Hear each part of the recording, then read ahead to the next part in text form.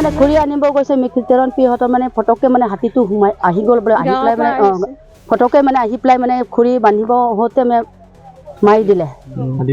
হাতীটো মাৰি দিয়ে সেইটো হাতীটো মানে কেইদিনৰ পৰা মানে মানুহ ৰঙাজানৰ সেইখিনি এতিয়া 20 দিনমান হওঁতে মানে সেই 11 দিন হৈছে তাৰপিছত এতিয়া ঘূৰি আনিব গৈছে তেনেকে হ'ব বুলি জানা নাই আৰু ঘূৰি আনিব আহি গ'ল ইয়াত ঘূৰি বান্ধিব হওঁতে বোলে হাতীটো ফটককে আহি গ'ল বোলে মাৰি দিলে কেইদিনৰ অত্যাচাৰ চলাই আছে কেইদিনৰ পৰা